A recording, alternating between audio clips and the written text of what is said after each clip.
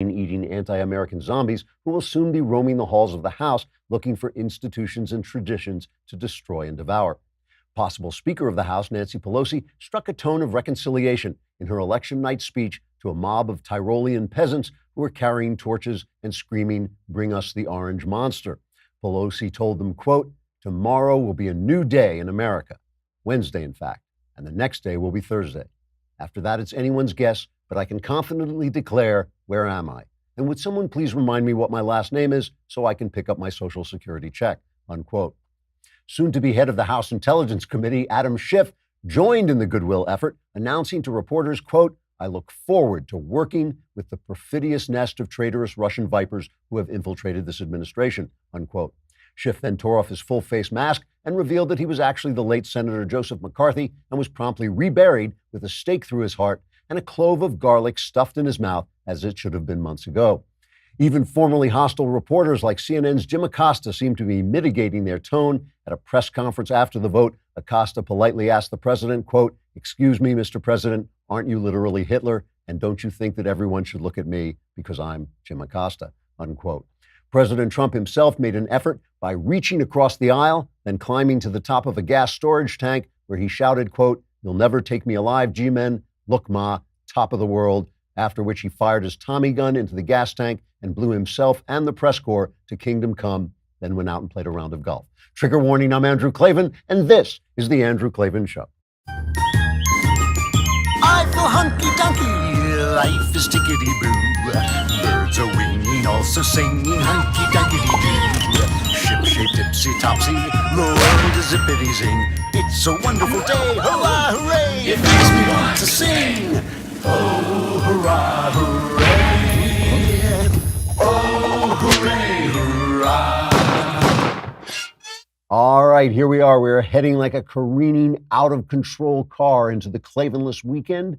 So brace yourself, but also you can stave off the worst of it when tomorrow we release Another Kingdom to the wide world, the latest episode of Another Kingdom, which I believe is called He Bought Me. Isn't that the one we're on? Yep. And that's been out for subscribers all week, but it will now be out to all of you. Please go on, please subscribe on SoundCloud or iTunes and leave a 5-star review.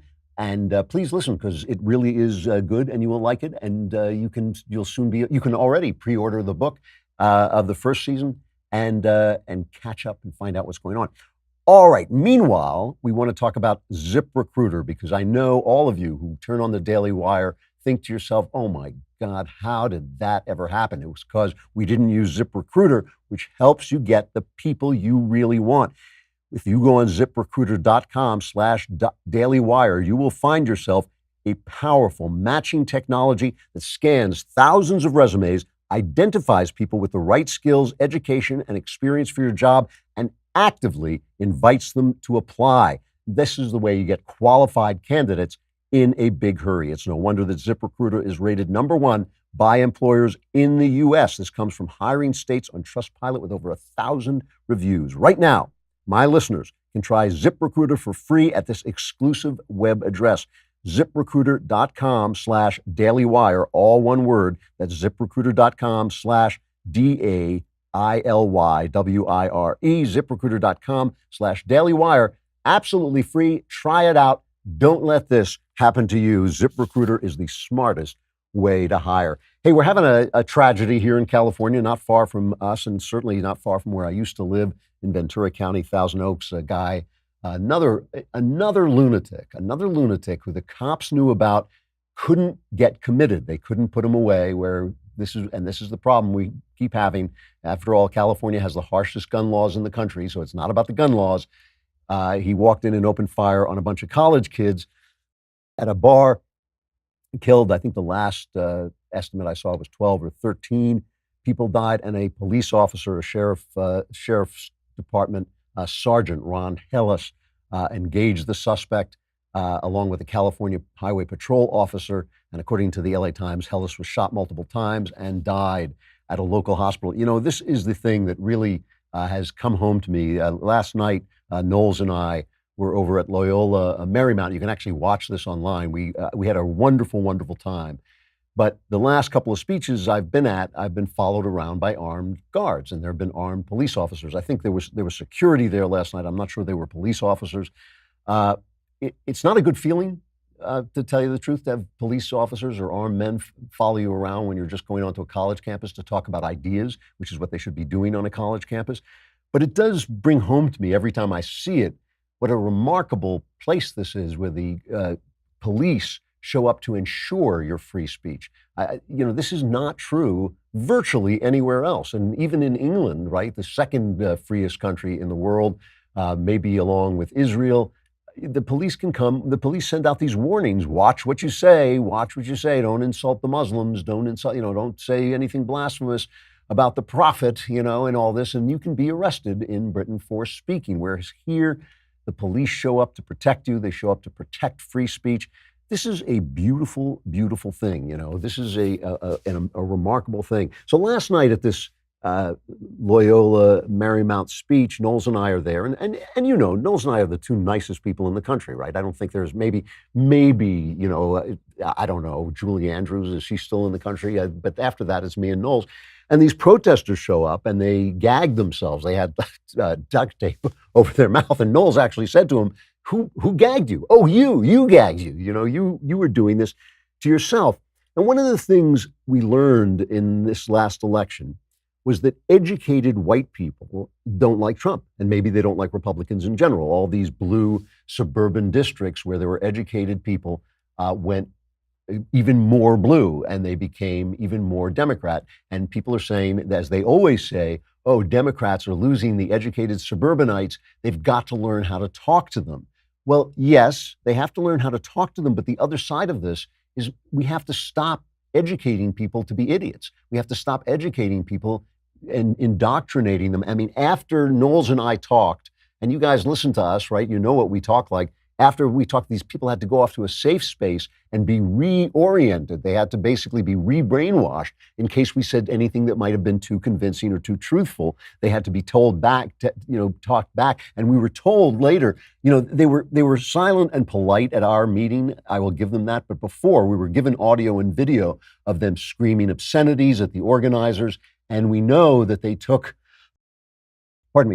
our words out of context. At one point, I said to people, look, I'm kind of a libertarian about the way you live your lives. I said, I'm too old and rich to care what you do. And they translated that into I was too old and rich to care about the problems of black people or something like this. And this is what they were telling them and echoing back to make sure we didn't get any new ideas into their heads. So it's only partly about Republicans learning to speak to educated people. It is also about what education is doing to people in this country. It's teaching them to be smaller minded.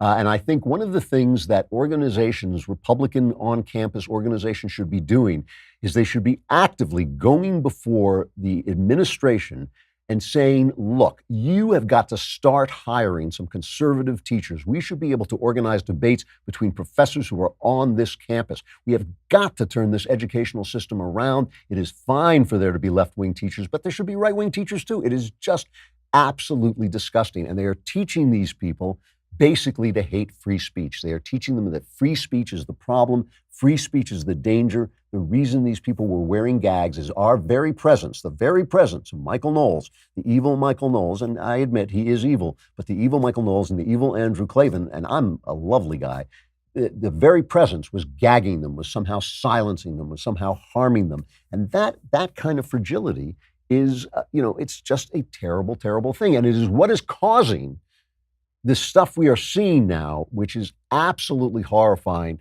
Last night, a mob showed up at Tucker Carlson's house and was screaming at him. Here's just a little clip of it.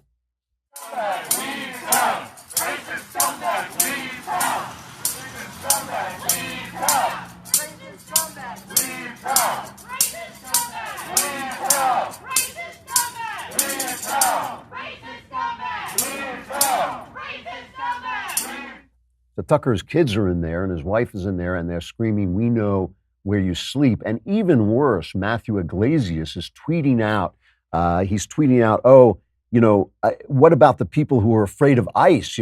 I have no feelings for Tucker Carlson's wife.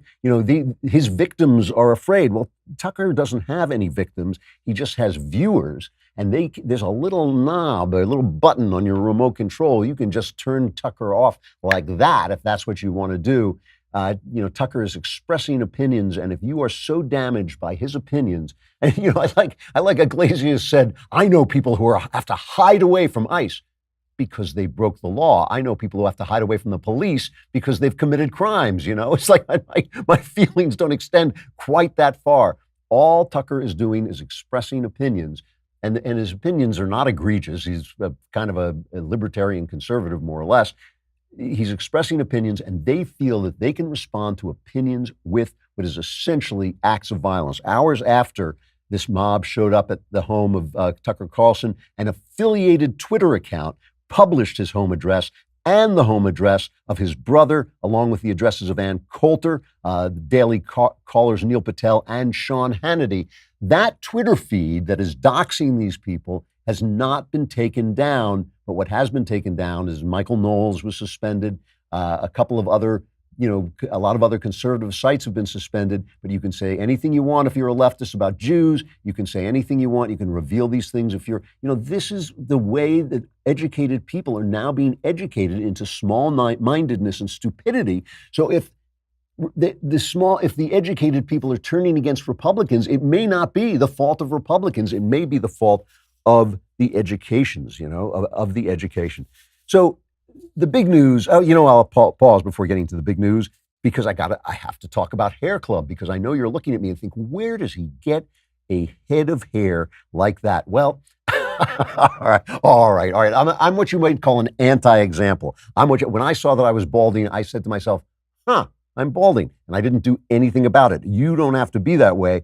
Hair Club, you go to Hair Club, they are the leader in total hair solutions with a legacy of success for over 40 years. Whether you're looking to revitalize the growth of your own hair or to learn more about the latest proven methods for hair replacement and restoration, Hair Club's professionally trained stylists, hair health experts, and consultants will craft a personalized solution to ensure you feel your best and get the most out of your hair. See for yourself just how powerful great hair can be. And when you do, let me know. Let me know how powerful it can be, because I am an example of what not to do. What you should do is go to hairclub.com/Klavan today for a free hair analysis and a free take-home hair care kit, all valued at over $300. Hairclub.com/Klavan for a free hair analysis and free hair care kit. Hairclub.com/Klavan. Experience your hair and your life at its best only with Hair Club. You will love it. And just go to them and say, please, please don't let me become like Klavan. And by the way, how do you spell that? It's Klavan. So 2 people got the boot from Donald Trump yesterday. One of them, Jeff Sessions. Jeff Sessions was, what can you say about Jeff Sessions? He was the Attorney General. He was one of Trump's earliest supporters. And then he recused himself from the Russia investigation, leading to the appointment of the special prosecutor, special counsel, Robert Mueller, and this investigation has gone on and on. I hate to keep pointing out how incredibly right I am. I always hate to point out how incredibly right, because I don't want you to get it in your head that I am always right, even though that's the case. I don't, because it makes other people look bad. But really, when they appointed this special counsel, the 2 times, actually there've been more than that, but two of the times, people have come after me for what I said. One of them was when Ted Cruz went to the convention and dissed Donald Trump at the convention. And I said that was both a moral error and a political error. And everybody said, oh, no, you're wrong. The wonderful Ted Cruz, how could he be wrong? And I said, look, I love him, but he made a mistake. He paid, part of what happened to him with Beto O'Rourke in Texas was him paying for that mistake. That was a mistake. You got to be loyal to your party. You don't have to support Donald Trump, but you don't show up in his house at his convention and diss him. That's bad politics, and it's actually not the right thing to do. And Cruz paid for that in Texas, losing some points and coming too darn close to losing to Beto O'Rourke. The other thing was this appointment of Robert Mueller, that they allowed a special counsel to be appointed. I told you it was going to go on and on. He was never going to stop. We don't even know anymore what his brief is. It started out, it was Russian collusion, but then, what's his name? Rod Rosenstein, the deputy AG, he rewrote the brief for the special counsel, and that's never been made public. We don't even know what it is. So Sessions recused himself, and Trump has been furious about it ever since. And here's the thing. There's no getting around this. Trump has treated him appallingly. This is one of the things about Donald Trump that I just think is an all negative. Jeff Sessions is a good guy. Everybody knows it. Everybody knows he's a man of straight up integrity. He was one of Trump's first supporters. If he was angry at him, you call him in the office and say, I'm really ticked off about this. You don't go on Twitter and say he's disgraceful. You don't insult him again and again and again. You don't humiliate him. It's just the wrong thing to do. And I know a lot of you are full on Trumpsters. And listen, I've talked about what a great job I think he's doing. I think Trump is doing a great job, but you do not treat a man of respect like Jeff Sessions like that. That said, Sessions, I believe, made a mistake. He thought he was doing the right thing. He thought he was doing the principled thing, but he is living in a world where those rules no longer apply. Eric, what's his name? The Obama AG, Holder, thank you. Eric Holder, whose name I black out his name. I block out his name because I think it was so bad. He said, I'm Obama's wingman. I got to be there for my boy. That's what he said. I'm Obama's wingman. And nobody said a word, not a word, okay? Jeff Sessions, he didn't have to be his wingman. He could have lived by a higher principle. That was fine. But you don't step down when a guy is being attacked the way Donald Trump has been attacked with this phony, baloney Russian collusion thing. It has been a phony, baloney thing since the start. It would have been far, far more honest to have a special counsel, as Trey Gowdy's been calling for, investigate the way this investigation got started, the way this whole Russian collusion thing got started, Hillary Clinton's role in it, John Brennan's role in it. That would be worth investigating. I don't even want a special counsel. I think the special counsel rule ought to go by the boards. I think they ought to get rid of it. I don't even want it for that. Jeff Sessions made a mistake, but it was a mistake of principle. It was a mistake of decency. Trump had every reason to be frustrated and annoyed with him, but he should not have dragged him through the mud in public. So the minute the election is over, the midterms are over, he fires him. The same day, while he's saying, I'm going to take a look and make decisions down the line, he fired him. That was the right thing to do. He asked for his resignation. To be fair, that was the right thing to do. Why? Because remember James Comey. He came in, he hugged James Comey, and then when he fired him, it was, oh my goodness, obstruction of justice. They're playing it that way anyway. They're going to play this as if he was doing something evil anyway. He was not. He wouldn't put Rod Rosenstein, the deputy AG, who would naturally be the guy to replace Jeff Sessions. He didn't let him replace him. Why not? Because Rod Rosenstein is reputed to have been sitting around going, oh, we got to tape, I'm going to go wire myself and prove that the Trump is not fit for office and we'll get rid of him that way. Maybe he was joking. Maybe he never said it. We don't even know. But Rod Rosenstein and the president have not been getting along. Rod Rosenstein has not shown up to be questioned by Congress as he was supposed to be. He did the right thing. And instead, he appointed Matthew Whitaker, who was he was the chief of staff, I think. And he has made a little noise because before he was in the Justice Department, while he was still on his own as a lawyer, he went on TV numerous times, and he's a Trump loyalist, and he dissed the Mueller investigation. Here's just a clip. So I could see a scenario where Jeff Sessions is replaced with a recess appointment, and that Attorney General doesn't fire Bob Mueller, but he just reduces his budget so low that his investigation grinds to almost a halt. So he's talking about squeezing Mueller out, and Chuck Schumer, of course. I think 3 people were killed because they were standing between Chuck Schumer and a microphone. Chuck Schumer immediately races to the microphone with this total load of palaver. Protecting Mueller and his investigation is paramount. It would create a constitutional crisis if this were a prelude to ending or greatly limiting the Mueller investigation. And I hope President Trump and those he listens to will refrain from that. I find the timing very suspect, number one, but number two, our paramount view is that any attorney general, whether this one or another one, should not be able to interfere with the Mueller investigation in any way. They should not be able to end it. They should not be able to limit it. They should not be able to interfere with Mueller going forward and doing what he thinks is the right thing. And that will help guide us as we go through this process. Now, this is nonsense. The Justice Department is part of the executive branch. They can do a lot of different things. Nobody's going to stop Mueller from that. I don't think anybody, Whitaker or anybody that Trump appoints going forward, he'll probably wait until he has the greater majority in the Senate. I don't think anybody's going to stop the Mueller investigation. The Mueller investigation has gone so far that it's about time for him to report. They keep saying, and now is the time. Mueller did the right thing, by the way, by not saying anything around the election. If James Comey had been that smart, Hillary Clinton would probably be president today. But Mueller has done the right thing in terms of that.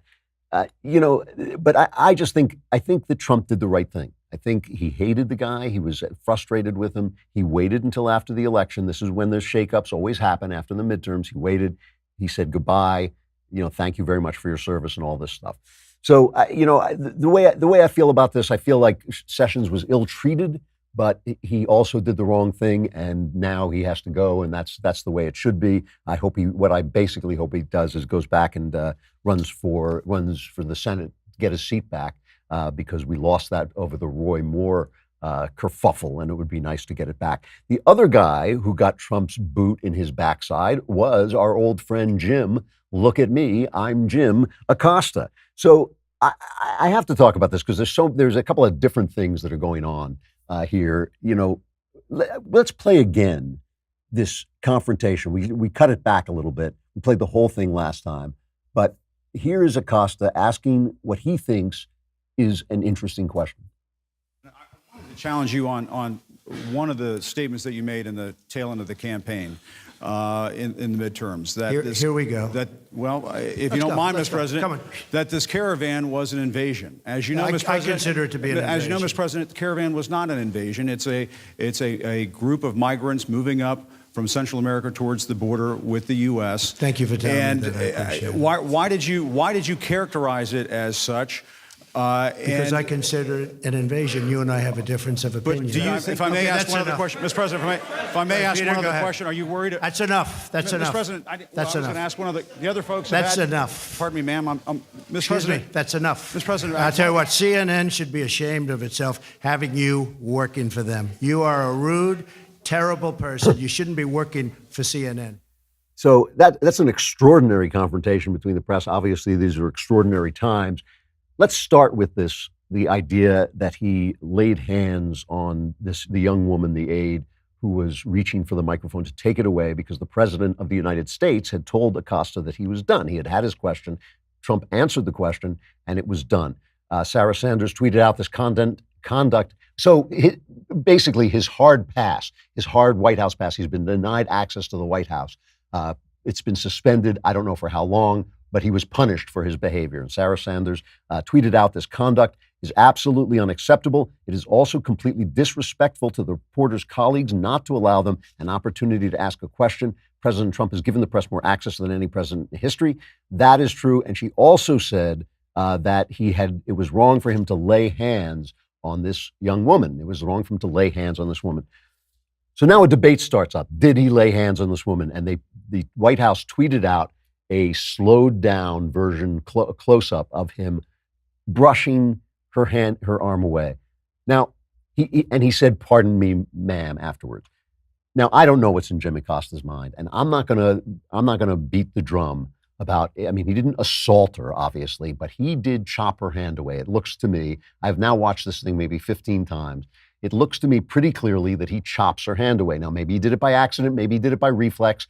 And also, she's a big girl in a big girl's profession. This is part of the game. Like he didn't like punch her, he didn't shove her, he didn't do anything like this. So, Acosta is a buffoon and he's kind of a thug. I mean, he is kind of a jerk. And what he did to her was part of his jerkiness. But I'm not going to accuse him of assaulting a female. I think we've gotten too far with this stuff. And again, when you're working in the bigs, things get a little bit rough. But he was totally out of line. To me, the important thing is he was not practicing journalism. Donald Trump in that exchange is 100% in the right. The question, I said this yesterday, but it's worth repeating because I want to show you something, two amazing other things. The question that he asked, they keep saying, well, the president has to be ready for hard questions. He didn't ask a hard question. He said, you say it's an invasion, I say it's not. And Trump quite rightly said, we have a difference of opinion. What is the importance of Jim Acosta's opinion? He's a reporter. His opinion matters exactly 0%. And this is, in essence, the entire problem, that Jim Acosta thinks his job is to correct the president's opinion with his own. That's not journalism. It's not even smart. He's not some kind of expert. He's not saying, well, there was this and you didn't call it an invasion then, or is that, and all he's doing is saying, you're wrong and I'm right because I'm Jim Acosta, so look at me. The thing is, I'm absolutely certain that Acosta is basing his journalistic career, he thinks that he is going to be Sam Donaldson or Dan Rather. And the thing about Sam Donaldson and Dan Rather, first of all, ended his career in disgrace when it was shown that he was peddling fake documents in an attempt to get George W. Bush on nothing, on some stupid little violation of regulations when he was in the National Guard that would have meant nothing. It was years and years and years ago. It just would have been completely unimportant. And yet he so hated him. He disgraced himself, ended his professional career. And you can have Robert Redford play him in the movies all you want. He still is a bad journalist who disgraced himself. And Donaldson, too, was an opinion journalist as well. And when he went after Nixon, he was doing it for his opinion too. So in other words, Jim Acosta is a bad version of bad journalism that the left has been elevating all this time. And if you want to see, here is Jake Tapper, yesterday, I think it was, I praised Jake Tapper for asking tough questions. Maybe it was the day before. But Tapper the two of them preening in this moment. And I'm going to show you something after this that just puts everything they say in this to shame. But let's play this first. But President Trump did something that I've never seen an American president do, which is go on a personal rant against you for the questions you were attempting to ask. Well, Jake, when they go low, we keep doing our jobs. That's the way I look at it. And, I had a question to ask. And if we had played the tape a little bit before that exchange, you would have seen the question that I was asking, which was essentially about this lie that he told before the midterm elections, that this caravan of migrants moving from Central America to the U.S. border with Mexico is somehow an invasion when it's not. They're still hundreds of miles away and they pose nothing of a threat to the United States. But the president used that language, obviously, as we've talked about so many times, to galvanize his base. He just didn't like hearing that question. He didn't like being challenged on that point. And he certainly doesn't like being called out for his falsehoods. Not a falsehood. It's a different characterization. There's no falsehood involved. And this thing that they've come up with is still hundreds of miles away. It's still hundreds. Look, at this point, the caravan is all broken up and kind of disappeared and dissipated. But to say that it's 100 miles away, that means nothing. To say it's not a threat, on what basis are you saying that? On what basis are you saying that thousands of people, at one point it was close to 15,000 people, marching this way is not a threat? There are hundreds of miles.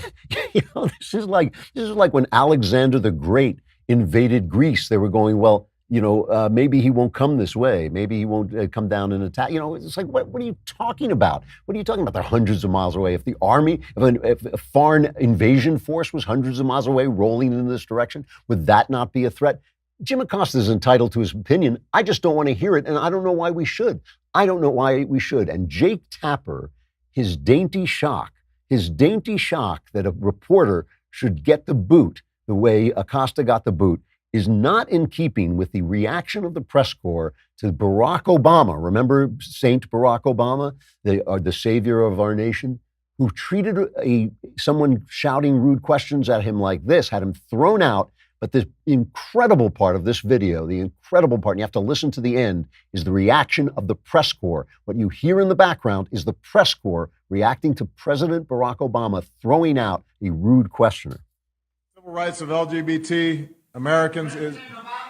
Yeah, hold on a second. Okay, you know what? No, no, no, no, no, no, no, no, no, no, no. No, no, no, no, no, no. No, no, no, no. Hey. Yeah, listen. You're in my house.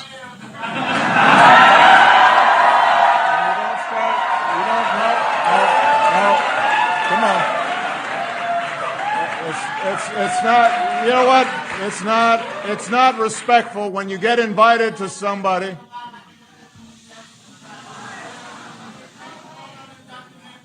You're not gonna get a good response from me by interrupting me like this. I'm sorry. I'm sorry. No, no, no, no, no. No, no. No, shame on you. You shouldn't be doing this. Come on. Can we escort this person out? Come on. Are you freaking kidding me? Members of the press, this is why we hate you. We hate you because you lie.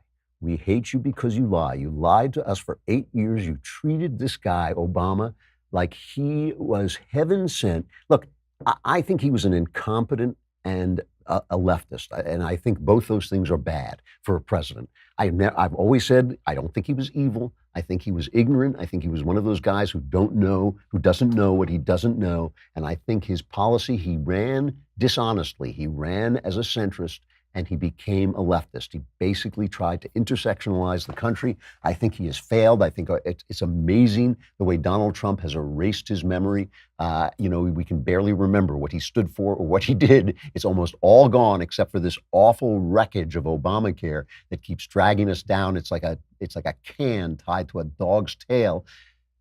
But this is why we hate you. It's not because of what you do to Trump. If you had done it to Obama too, we might still think, oh, you're rude, but at least you'd be treating everybody the same way.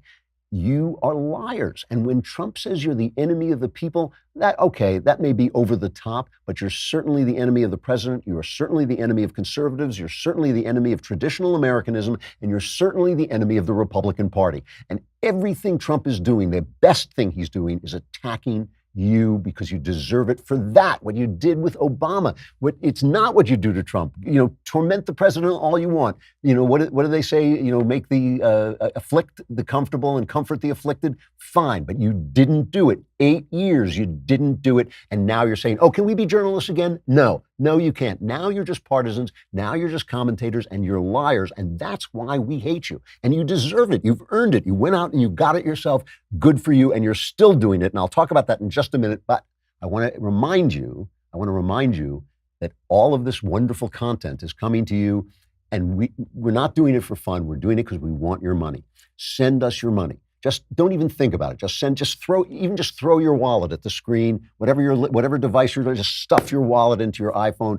We want your money for a lousy $10. For a lousy $10, you can subscribe to the Daily Wire, and the things you will get. We are giving away so much stuff at this point. You get another kingdom with these beautiful visuals. You get Ben and Knowles and me and Walsh. You get us all these shows. You can be in our mailbag. We answer all your questions.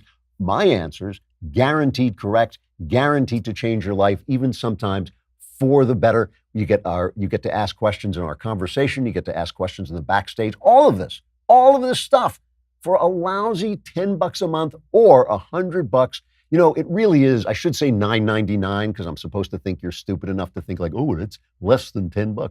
But we all know it. $9.99 is $10.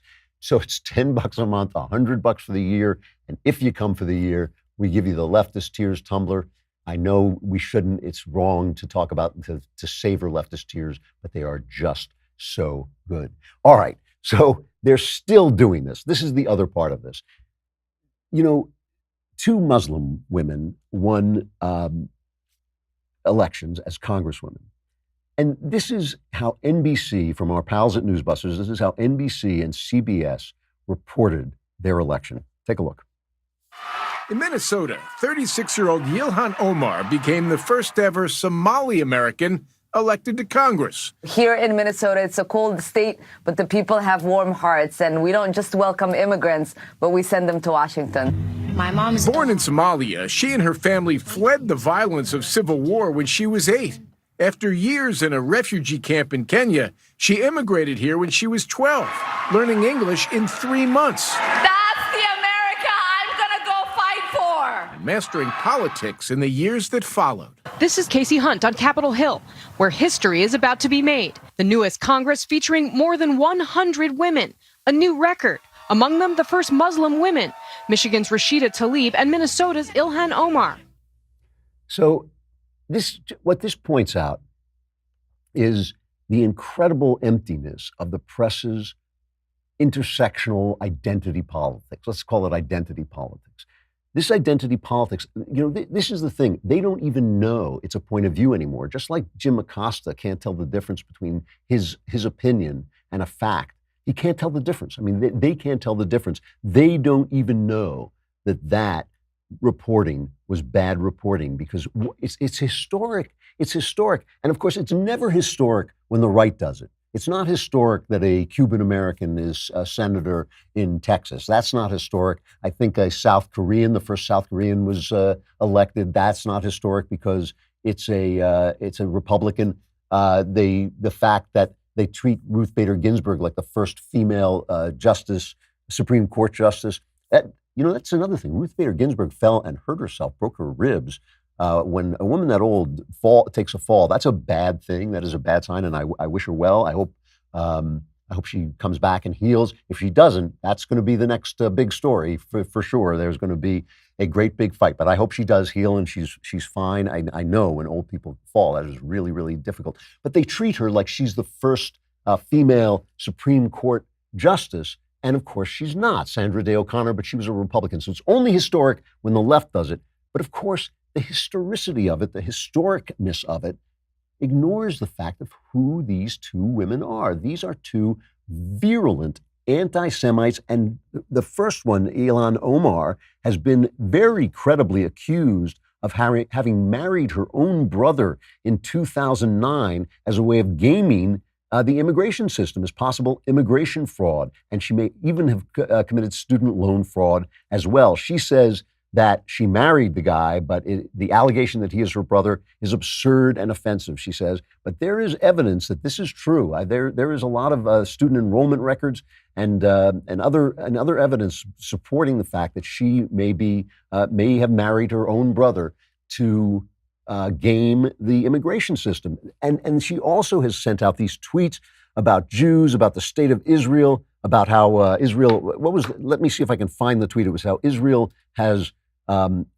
blinded people to, the Jews have blinded people to the truth. The other woman, Tlaib, she has embraced a one-state solution, which means the Jewish state virtually vanishes. She's denied the Jews their right to a sovereign nation. She's saying separate but equal doesn't work. She's linked to an article on Twitter with the headline, How Israel is Inciting Palestinian Violence. Ha ha ha. Tweeting support for Razmia Odeh, who faces a life sentence in Israel for murdering 2 American students in a 1969 supermarket bombing in Jerusalem. This empty, racist philosophy of identity politics that does not hold people to account for the things that they do. The same way as Andrew Gillum running in Florida, who lost in Florida for governor, was able to say, oh, you're just charging me with corruption because you're just charging me with corruption because I'm black. Well, he's being investigated by the FBI. He said in his concession speech, I'm not going anywhere. The FBI may disagree. The FBI may come in and pick him up under the arms, and he may be going somewhere in a big hurry and somewhere he doesn't like very much. This intersectional identity politics has just been, it's a racist philosophy, and it has emptied the press. It has emptied the press of any mindfulness of what people are and what they believe, which is the only important thing about people, really, especially when they're running for office. The important thing is, what do you believe? What are you going to do? Who are you going to vote for? Those are the important things, and they simply do not report on it. Going back to this thing that Knowles and I did at Loyola Marymount last night, where they kept asking, people asked us a number of times, if you think that the Democrats are so bad for black people, how come black people keep voting for them? And I said, listen, anybody can be corrupted. Anybody can be bought. I mean, anybody can be told they're special. There are two races in this country, two races, if I can call them that, let's call them ethnic groups, who haven't done as well as other ethnic groups. One of the Native Americans, the Indians, and the other are blacks who haven't done as well as they should have. Both of them have been told they're special. Both of them have been told they have to be paid back for the sins that were committed against them historically. Those sins are real. Those sins are real. You'll never hear me say those sins aren't real. But the past is past. And when you go back and try and fix the past, you can only make things worse. Both of them have been isolated in their race by policy. If people would stop isolating them, they would be set free to be Americans just like everybody else, and they would live and rise and fall on their own actions and in their own chances. The fact that this racist philosophy of identity politics has infested the press, as it has infested the universities, as it has infested Hollywood, is just an indication of people who cannot tell the difference between opinion and fact. They cannot tell the difference between philosophy and fact. They cannot tell the difference, finally, between politics and morality. This is the emptiness. When they say that the Republicans have failed to communicate with the educated, is because the education system has been corrupted. The entire communication system of this country has been corrupted and needs to change. All right, stuff I like.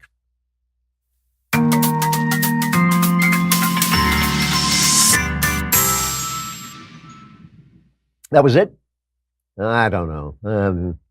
That was from Joseph Carpenter. It's nice little music, but so Monday, is Veterans Day, and Sunday is the 11th, is 11/11/11. It's the 11. It is the 11th month, the 11th day of the 11th month. This is the day on which World War I ended, and it ended. What was it? It was the 11th hour of the 11th month of the 11th day. That's what it was, when the treaty went into effect and the fighting stopped. And World War I is something that, especially in this country where we only came in at the last moment and saved the day, as we tended to do with Europe in the 20th century. But it's something that people in America especially do not understand, that it affects us to this day. To this day, at the turn of the century, England especially, Europe also, were the height of civilization. They had taken civilization to a place it had never been before. They were standing at the pinnacle of human endeavor. They really were. And a mere 14 years later, they had essentially wiped out their entire civilization for no reason. I mean, it wiped out a generation of men. Russia became the Soviet Union during World War I. The Austro-Hungarian Empire came to an end. The Ottoman Empire was essentially brought to the end. It set the stage for the rise of Adolf Hitler, and it really was the end of the great civilization of Europe, which had lasted since the Renaissance at least, and had brought mankind, as I say, to a new level. And no one to this day, no one can tell you why this war began. Obviously, it began with the assassination of the Archduke Ferdinand. But why? Why from that, this incredible domino collapse of nations, so that so much was destroyed, so much good was wiped off the face of the earth? In some way, you might think, it might have been German expansionism.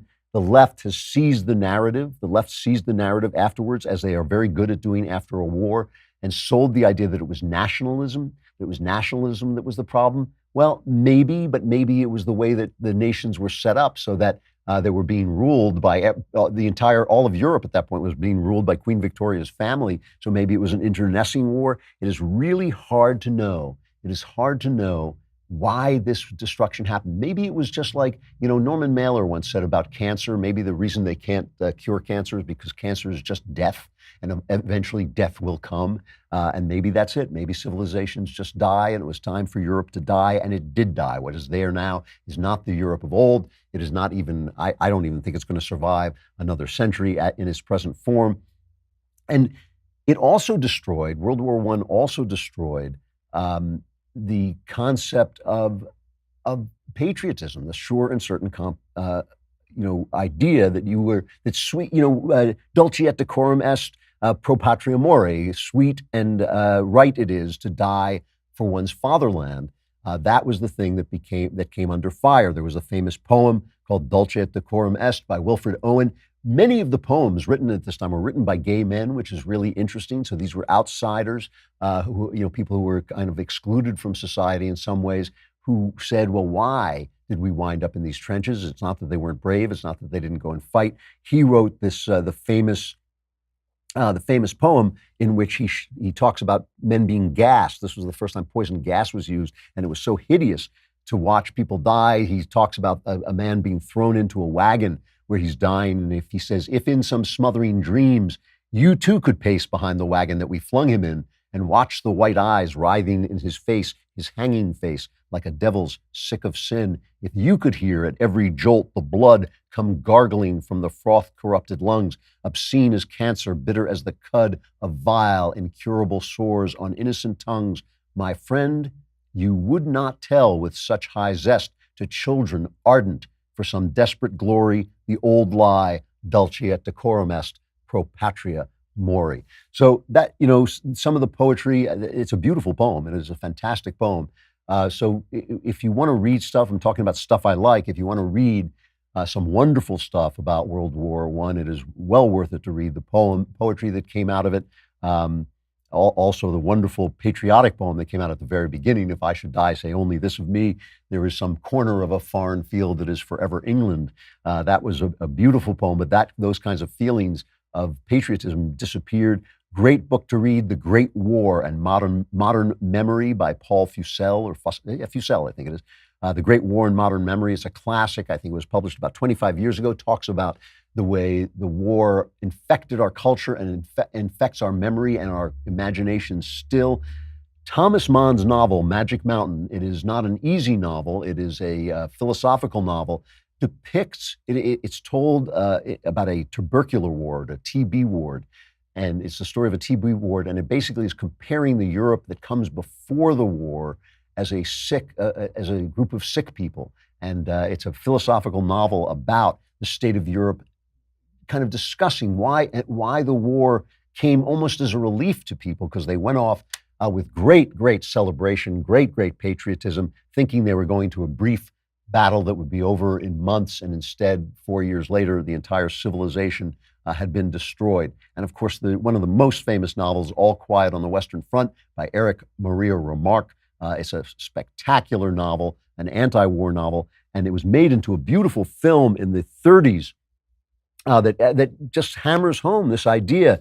A young man goes off to war inspired by his professor, who tells him about the iron men of valor and how you have to die for your country, sweet and right it is to die for your country. And then he comes back from the front, and he sees the professor saying this to people again, saying this to the young men again, and inspiring them to go to war. And he wanders into the class, and the professor says, how wonderful that you're here.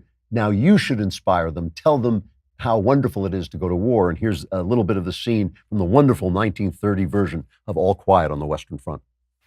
If you remember some deed of heroism, some touch of nobility, tell about it.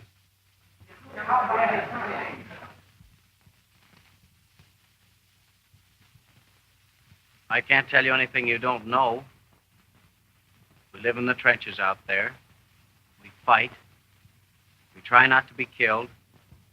Sometimes we are. That's all. No, Paul. I've been there. I know what it's like. That's not what one dwells on, Paul. I heard you in here reciting that same old stuff, making more iron men, more young heroes. You still think it's beautiful and sweet to die for your country, don't you? We used to think you knew. The first bombardment taught us better.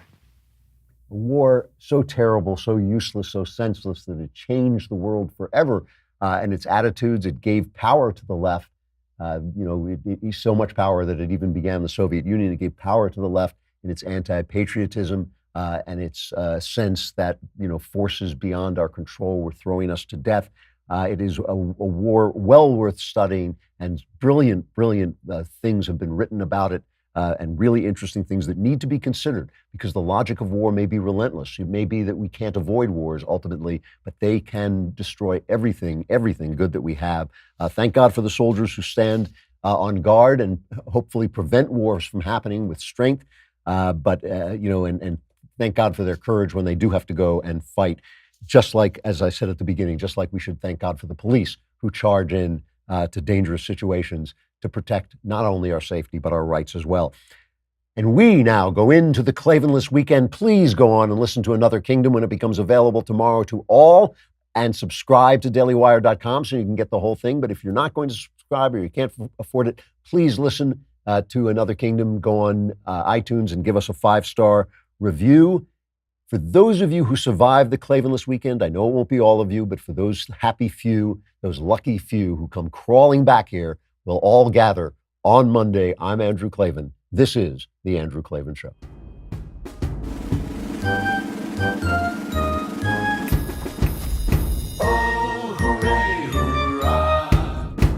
The Andrew Klavan Show is produced by Robert Sterling. Executive producer, Jeremy Boring. Senior producer, Jonathan Hay. Our supervising producer is Mathis Glover. Technical producer, Austin Stevens. Edited by Alex Zingaro. Audio is mixed by Mike Cormina. Hair and makeup is by Jesua Alvera. And our animations are by Cynthia Angulo and Jacob Jackson.